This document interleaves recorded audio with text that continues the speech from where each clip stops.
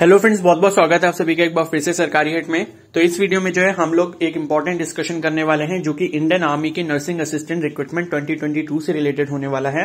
तो Indian army की तरफ से जो है अभी 30 सितंबर को एक नोटिफिकेशन रिलीज किया गया था जिसमें अग्निवीर की वैकेंसी निकाली गई है एज अ नर्सिंग असिस्टेंट। ठीक है, तो इसमें जो है क्लास 12th जिसने भी फिजिक्स, केमिस्ट्री, बायोलॉजी और इंग्लिश से पास आउट किया है तो वो सभी कैंडिडेट्स इसमें अप्लाई कर सकते हैं। एज लिमिट इसकी 17 से लेकर 25 ईयर्स है। ठीक है, 17.5 से लेकर 25 ईयर्स तक है। ठीक है, इसके रिगार्डिंग मैंने ऑलरेडी वीडियो अपलोड करी है, उसका लिंक जो है मैं कमेंट सेक्शन में पिन कर दूंगा, वहां से आप उस वीडियो को चेकआउट कर सकते हैं। उसके बारे में आपको सारी डिटेल्स मिल जाएंगी। तो इस वीडियो में जो है हम इसके एप्लीकेशन फॉर्म का कंप्लीट प्रोसेस देखने वाले हैं, स्टार्टिंग से लेकर एंड तक। आपको एप्लीकेशन फॉर्म जो है कैसे फिल करना है वो सभी चीजें इस वीडियो में हम लोग कवर करेंगे।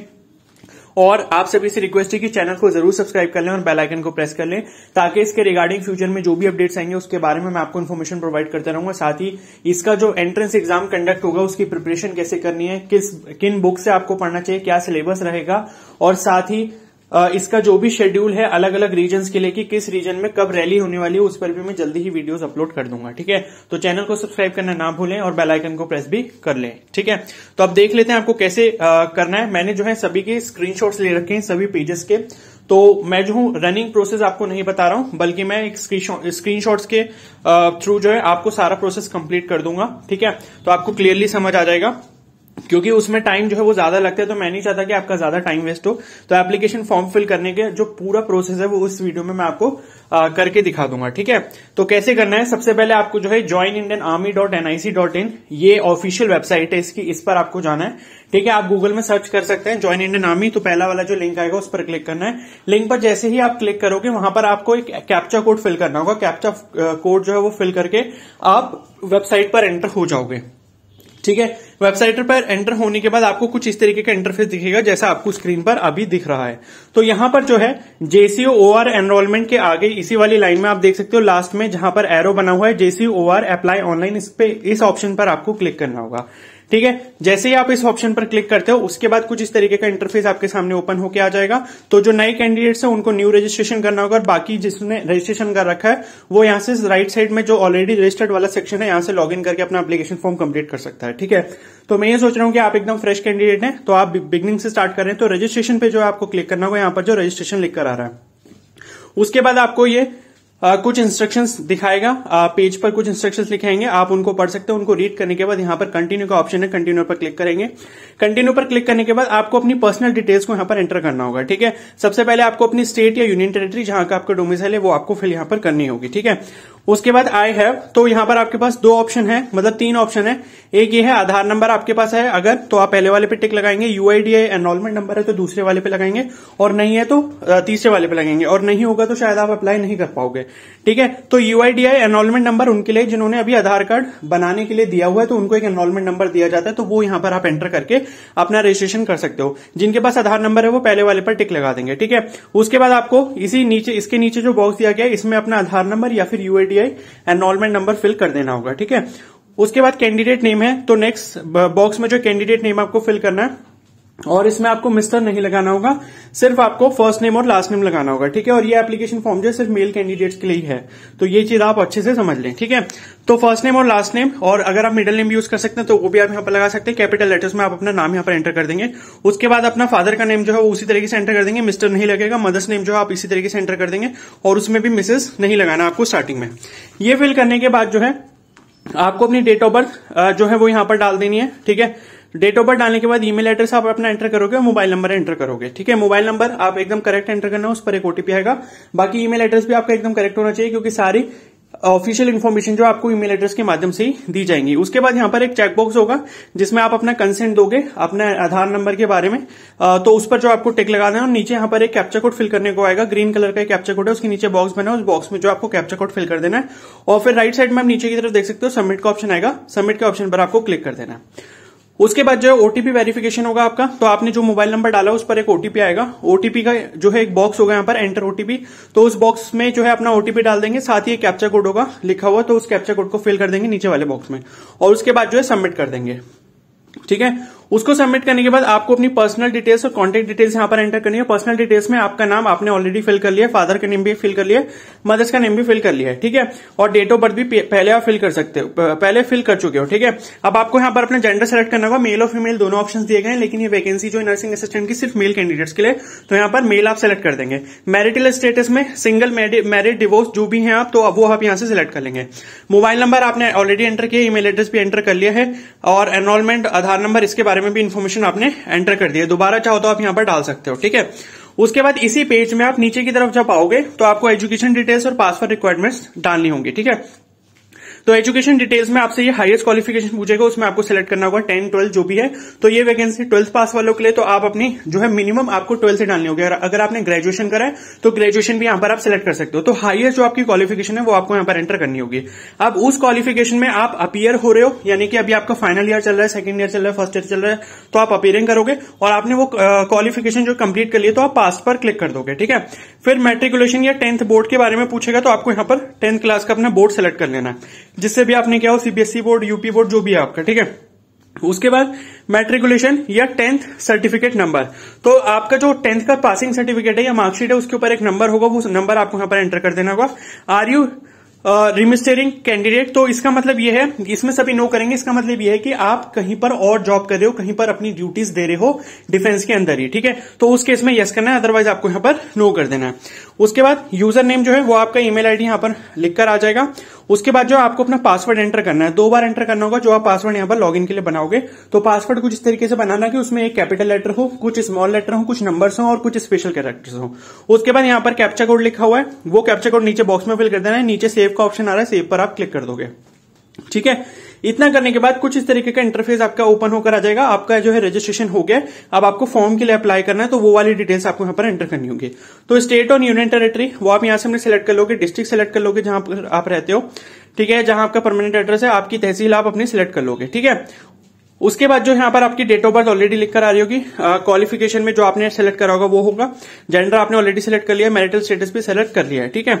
और रिमिस्टरिंग कैंडिडेट इसमें हमने नो कर दिया। और ZRO ARO ये क्या चीज है, तो ZRO और ARO ये वो है, मतलब जहां जिस रीजन से जिस रैली के लिए आप अप्लाई करना चाहते हो। सपोज अगर कोई राजस्थान से है तो ZRO में वो राजस्थान सेलेक्ट कर सकता है, और ARO में वो खुद ही दिखा देगा कि राजस्थान के अंदर कौन सा ऐसा सेंटर है जहां पर रैली कंडक्ट करवाई जाती है, जैसे जोधपुर हो गया, ठीक है।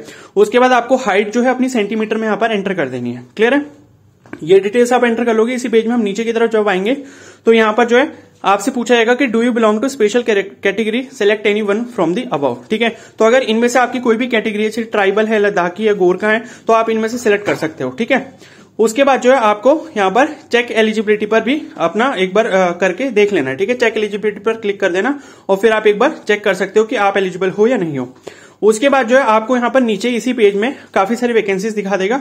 तो एक साइड में अग्निवीर लिखा हुआ है और एक साइड में रेगुलर कैडर लिखा हुआ है, ठीक है। तो इस रेगुलर कैडर वाले पे जो है आपको क्लिक करना होगा। बाकी सबके लिए एप्लीकेशन नॉट ओपन अभी शो करेगा। तो रेगुलर कैडर जैसे ही आप शो करोगे तो कुछ इस तरीके का इंटरफेस ओपन होकर आ जाएगा और आपके पास सोल्जर टेक्निकल नर्सिंग की वैकेंसी यहां पर शो कर देगा, जिसमें लिखा है कि आपको 50% मार्क्स चाहिए फिजिक्स, केमिस्ट्री, बायोलॉजी, इंग्लिश में क्लास 12th में, और 40% हर एक सब्जेक्ट में। तो यहां पर जो अप्लाई का ऑप्शन आ रहा है, अप्लाई पर आप क्लिक कर दोगे, ठीक है। अप्लाई पर क्लिक करने के बाद आपके यहां पर कुछ जो है इंस्ट्रक्शंस आ जाएंगे। उन इंस्ट्रक्शंस को आप पढ़ के यहां पर नीचे कंटिन्यू लिखा है, इस पर आप क्लिक कर सकते हो। अब क्लिक करने के बाद जो है यहां पर आपकी पर्सनल इन्फॉर्मेशन ये सारी पहले से आपने एंटर कर ली है, तो ये लिखी हुई आ रही होगी, ठीक है। नेम हो गया, father's name, mother's name, date of birth, ये सब कुछ लिख के आ रहा होगा। और यहां पर जो आपको चीजें सेलेक्ट करनी है वो ये है कि पहला आपको रिलीजन अपना सिलेक्ट करना होगा, ठीक है। उसके बाद आपकी क्लास कौन सी है, यानी कि नॉर्दर्न जोन या कौन सा जोन है, तो वो आप इसमें से देखकर सिलेक्ट कर लोगे जहां पर भी आपका परमानेंट एड्रेस है। उसके बाद आपकी फोटो और जो सिग्नेचर है वो आपको अपलोड करना होगा। 5 से 20